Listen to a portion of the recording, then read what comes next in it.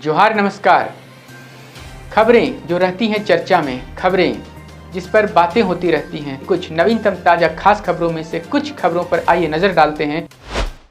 देखिए 5 मिनट में 20 खबरें। पहली राष्ट्रीय सुर्खियां, अंतरिक्ष में फंसे नासा के 2 अंतरिक्ष यात्रियों जिसमें भारतीय मूल की सुनीता विलियम्स भी शामिल हैं, को लेकर स्पेस एक्स का यान धरती के लिए रवाना हो गया है। इधर विलियम्स की सकुशल वापसी के लिए उनके पैतृक गांव में विशेष पूजा और यज्ञ का आयोजन किया गया है। अंतर्राष्ट्रीय अंतरिक्ष केंद्र पर पिछले 9 महीने से फंसी नासा की अंतरिक्ष यात्री सुनीता विलियम्स और बुच विल्मोर आखिरकार मंगलवार को स्पेस एक्स के यान से पृथ्वी के लिए रवाना हो गए। बुधवार तड़के उनकी धरती पर लैंडिंग होगी। दोनों अंतरिक्ष यात्री 9 महीने पहले बोइंग की एक परीक्षण उड़ान के जरिए अंतरिक्ष केंद्र में पहुंचे थे। जानकारी के मुताबिक दोनों अंतरिक्ष यात्रियों को लैंडिंग के बाद नासा के जॉनसन स्पेस सेंटर लेकर जाया जाएगा, जहां उनका मेडिकल चेकअप किया जाएगा। अधिक दिनों तक अंतरिक्ष पर हड्डियां, मांसपेशियां कमजोर हो जाती हैं। इससे मानसिक समस्या होने का खतरा बना रहता है, इसलिए ये चेकअप करवाना जरूरी है। नासा ने पोस्ट कर मिशन की लाइव स्ट्रीमिंग करने की जानकारी दी है। इस बीच प्रधानमंत्री नरेंद्र मोदी ने सुनीता को पत्र लिखकर भारत आने का न्योता दिया है। 82 के अमिताभ बच्चन ने सिर्फ 52 हफ्ते में कमाए 350 करोड़, चुकाया शाहरुख खान से भी ज्यादा टैक्स। कौन बनेगा करोड़पति केबीसी के नाम से टीवी क्विज शो की मेजबानी करने वाले बॉलीवुड के बादशाह और सदी के महानायक अमिताभ बच्चन ने एक साल में अरबों रुपए की आमदनी की है। बॉलीवुड के शहंशाह अमिताभ बच्चन ने करीब 350 करोड़ रुपए की कमाई की है। इजरायल ने गाजा में भीषण हमले किए, जिनमें 30 लोग मारे गए। हमास और इजरायल के बीच युद्ध विराम पर असहमति बनी हुई है, जिससे हिंसा बढ़ने की आशंका है। बलूच लिबरेशन आर्मी ने बलूचिस्तान के नौशकी में पाकिस्तानी सेना के काफिले पर हमला किया और वीडियो जारी किया। BLA ने 90 सैनिकों के मारे जाने का दावा किया है। अमेरिकी राष्ट्रपति ट्रंप ने हूती विद्रोहियों पर बड़ा सैन्य हमला शुरू किया, चेतावनी दी, हमले नहीं रुके तो अंजाम भयंकर होगा। ईरान को भी समर्थन बंद करने की सख्त हिदायत दी। इजरायल में गाजा स्थित हमास के ठिकानों पर ताबड़तोड़ बमबारी की है। इस हमले में 400 से ज्यादा नागरिकों के मारे जाने की खबर है। इजरायली हमले के बाद हमास की ओर से इजरायल को बड़ी चेतावनी दी गई है। भारत ने पाकिस्तान को कड़ी चेतावनी दी है, कहा अवैध या जबरन कब्जे वाले भारतीय क्षेत्र को जल्द खाली करें। पाकिस्तान से भारत आकर सचिन मीना से शादी करने वाली सीमा हैदर एक बार फिर चर्चा में है। ग्रेटर नोएडा के एस अस्पताल में मंगलवार को सीमा हैदर ने एक बच्ची को जन्म दिया। जानकारी के मुताबिक सीमा ने सुबह करीब 4 बजे एक स्वस्थ बच्ची को जन्म दिया और माँ बेटी दोनों ही पूरी तरह से स्वस्थ हैं। महाराष्ट्र में औरंगजेब विवाद ने हिंसा का रूप ले लिया है। नागपुर में भारी हिंसा के बाद मंगलवार को पुलिस ने पूरे इलाके में फ्लैग मार्च किया। पुलिस हिंसा के पीछे साजिश को लेकर भी जांच करेगी। बीजेपी ने हिंसा के पीछे साजिश की आशंका व्यक्त की है। इधर नागपुर हिंसा के लिए विपक्ष ने बीजेपी को जिम्मेदार ठहराया है। रेलवे नेटवर्क का 97% ट्रैक का हो चुका है बिजलीकरण। रेल मंत्री ने कहा कि पिछले 10 साल में 34,000 किलोमीटर नए रेलवे ट्रैक बिछाया गया है और यह जर्मनी के रेल नेटवर्क से अधिक है। वहीं पुराने ट्रैक की जगह 50,000 किलोमीटर नई ट्रैक को बिछाया गया है। रेलवे के आधुनिकीकरण का काम तेजी से चल रहा है। जमीन के फर्जी दलालों ने पटना में पिस्टल का भय दिखाकर 1 करोड़ लेकर फरार हो गए। पटना में इस प्रकार की ये पहली घटना है जब अपराधी जमीन कारोबारी बनकर लूट की घटना को अंजाम दिया है। दरअसल ये पूरा मामला अशोकनगर में जमीन की रजिस्ट्री से जुड़ा है। अपराधियों ने एक फर्जी जमीन की बिक्री प्रलोभन देकर रविशंकर, राजू और मुकेश को पैसा लेकर पटना बुलाया। ये तीनों जब पैसा लेकर पटना पहुंचे तो पहले से घात लगाए बैठे जमीन के फर्जी दलालों ने पिस्टल का भय दिखाकर उनसे पैसा लूटकर फरार हो गए। कांग्रेस ने बिहार में प्रदेश अध्यक्ष बदलकर साफ कर दिया है कि कांग्रेस बिहार में अब अपनी पुरानी जमीन को तलाशने के लिए पहल शुरू कर दी है। कांग्रेस के इस फैसले के बाद बिहार में आरजेडी और कांग्रेस के बीच दूरी बढ़ सकती है। अब खबरें झारखंड की। पीएम नरेंद्र मोदी से मिले झारखंड के राज्यपाल संतोष गंगवार। विकास और विधि व्यवस्था पर हुई चर्चा। राज्यपाल संतोष कुमार गंगवार ने नई दिल्ली स्थित पीएम आवास में प्रधानमंत्री नरेंद्र मोदी से शिष्टाचार मुलाकात की। इस दौरान राज्यपाल ने पीएम मोदी को राजभवन पत्रिका की एक प्रति भेंट की। सदन में मंगलवार को विभिन्न शिक्षण संस्थानों को केंद्रीय एजेंसी AICTE व UGC से वर्षों से मान्यता नहीं मिलने का मामला उठा। चर्चा के दौरान मुख्यमंत्री हेमंत सोरेन ने कहा कि मैं सदन में एक सुझाव रखना चाहता हूं। राज्य में इंडिया गठबंधन की सरकार है और केंद्र में विपक्ष की सरकार है। आने वाली पीढ़ी के भविष्य की बात है। कहीं न कहीं विपक्ष की भी जवाबदेही है कि राज्य के शिक्षण संस्थानों को केंद्रीय एजेंसी से मान्यता मिले। नेता प्रतिपक्ष बाबूलाल मरांडी ने इसे केंद्र पर थोपना सही नहीं कहा। झारखंड विधानसभा के बजट सत्र में मंगलवार को प्रभारी मंत्री योगेंद्र प्रसाद ने कहा कि सरकार खनिजों के अवैध खनन, परिवहन एवं भंडारण पर रोकथाम को लेकर ठोस कदम उठाएगी। उन्होंने विधायक प्रदीप यादव की ओर से दिए गए सुझाव को ग्रहण करते हुए कहा कि अब वाहनों में लगे जीपीएस का नियंत्रण सरकार के हाथों में होगा। ई चालान की व्यवस्था में भी सुधार किया जाएगा। भू राजस्व मंत्री दीपक बिरुआ ने कहा है कि पूरे राज्य में विस्थापन से प्रभावित लोग हैं।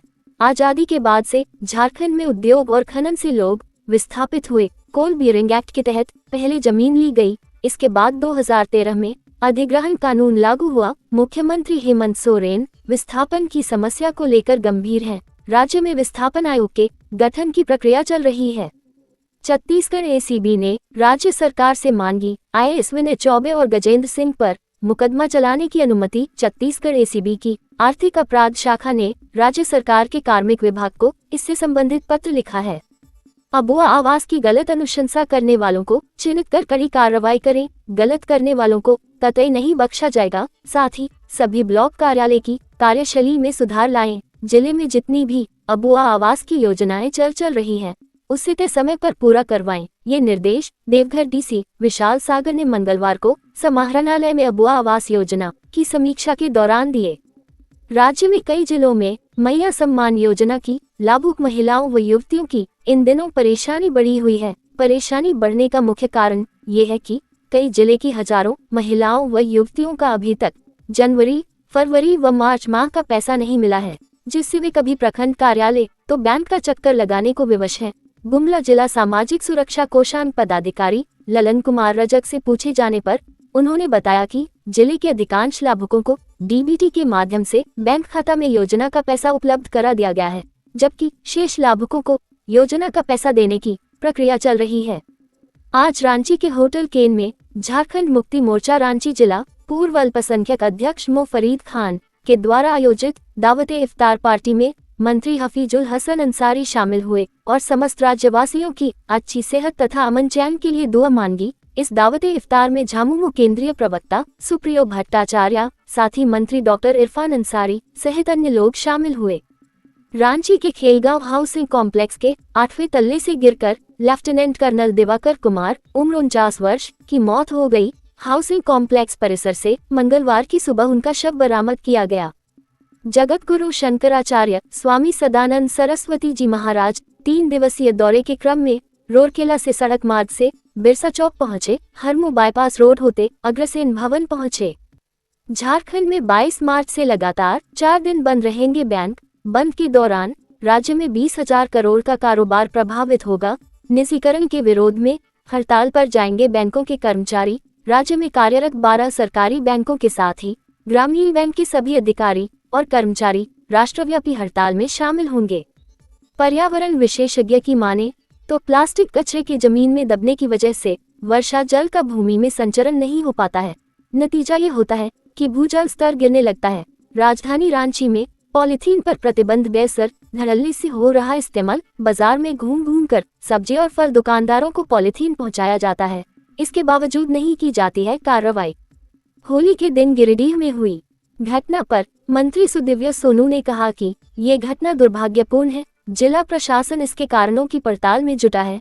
ये घटना देश में चल रहे भड़काऊ बयानबाजी का परिणाम है।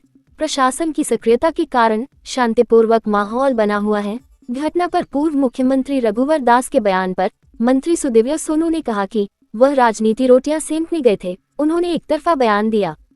केंद्रीय मन चिकित्सा संस्थान सीआईपी में मंगलवार की दोपहर उस समय अजीबोगरीब स्थिति उत्पन्न हो गई जब संस्थान में कार्यरत 150 सुरक्षा गार्ड संरक्षक अब्दुल खालिद व पवन कुमार के नेतृत्व में यूनियन के गठन की जानकारी तथा मांगों का ज्ञापन देने निदेशक डॉक्टर बीके चौधरी के कार्यालय कक्ष में पहुंचे। वहां मौजूद पूर्व निदेशक व वर्तमान में सीएमओ डॉक्टर तरुण कुमार ने ज्ञापन लेने से इनकार कर दिया व यूनियन के गठन पर विरोध जताया। इस पर महिला सुरक्षा गार्ड व डॉक्टर तरुण कुमार के बीच बकझक हुई, जिसके बाद स्थिति धक्का मुक्की तक पहुंच गई। अब्दुल खालिद व पवन कुमार ने बीच बचाव कर मामला संभाला।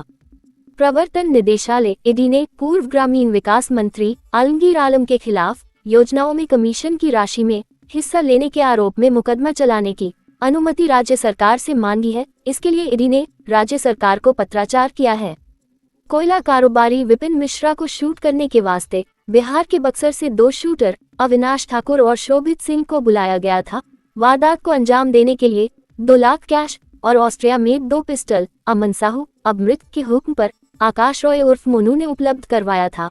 विपिन मिश्रा पर फायरिंग करने से पहले उनकी रेकी की गई थी। वहीं मौका मिलते ही गुजरे 7 मार्च को कांड को अंजाम दिया गया था। फायरिंग में विपिन मिश्रा और उनका ड्राइवर बेतरल जख्मी हो गए थे। दोनों को इलाज के लिए मेडिका अस्पताल में भर्ती कराया गया था। फिलहाल दोनों लोग स्वस्थ होकर अपने अपने घर जा चुके हैं। इस बात का खुलासा डीआईजी सहरांची पुलिस कप्तान चंदन कुमार सिन्हा ने किया। गिरफ्तार अपराधियों में प्रेम प्रकाश पांडेय, रहमान अंसारी, कारण कुमार उरांव उर्फ मोटू, अविनाश कुमार ठाकुर उर्फ सिल्लू, शोभित सिंह उर्फ मकसूदन और विशाल मुंडा शामिल है। रांची जिले के तमाड़ प्रखंड में एसीबी एंटी करप्शन ब्यूरो की टीम ने मंगलवार को बड़ी कार्रवाई की है। बीएसओ प्रखंड आपूर्ति पदाधिकारी अभिजीत चेल को 10,000 रुपए रिश्वत लेते एसीबी ने रंगे हाथ गिरफ्तार कर लिया है। तमाड़ के पारासी निवासी धनंजय साहू ने एंटी करप्शन ब्यूरो से शिकायत की थी कि सरकारी राशन दुकान जन वितरण प्रणाली की दुकान चलाने के एवज में बीएसओ द्वारा 20,000 रुपए रिश्वत की मांग की जा रही है। हर माह राशन दुकानदारों से 3,000 की वसूली की जा रही है।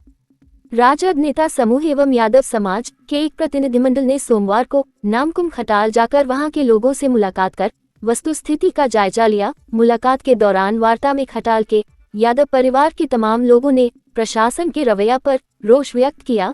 नामकुम खटाल कर्मी परिवारों ने प्रतिनिधियों को बताया कि बेहद निर्ममता से महिलाओं का साड़ी, बेटियों का दुपट्टा खींचकर नग्न अवस्था में करने का कोशिश किया गया, जिस दौरान महिलाओं को काफी चोट आए।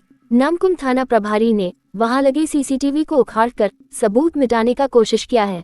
लोगों ने कहा कि खटाल में आकर नामकुम थाना प्रभारी और डीएसपी ने पुलिस समूह के साथ बेरहमी से उपस्थित सभी लोगों पर मारपीट किए और महिलाओं का बाल खींचकर ले जाने लगे और एक तरफा कार्रवाई के तहत जोरार बस्ती वाले की ओर से प्राथमिकी दर्ज किया। ज्ञात हो विगत दिनों जोरार बस्ती के शराब दुकान के पास शराब पिलाने को लेकर बड़े विवाद में हिंसक झड़प में एक युवक सोनू मुंडा की मौत हो गई थी। तो कैसी लगी आपको हमारी ये खबर, ये हमें कमेंट बॉक्स में लिखकर ज़रूर से बताएं और ऐसे ही नवीनतम ताज़ा अपडेट्स, खास खबरों से रूबरू बने रहने के लिए बने रहें हमारे संग। कैमरा के पीछे से मेरा सहयोग कर रहे अजय महतो, आनंद चौहान और युगल किशोर भगत के साथ मैं यजत पिंटू रांची।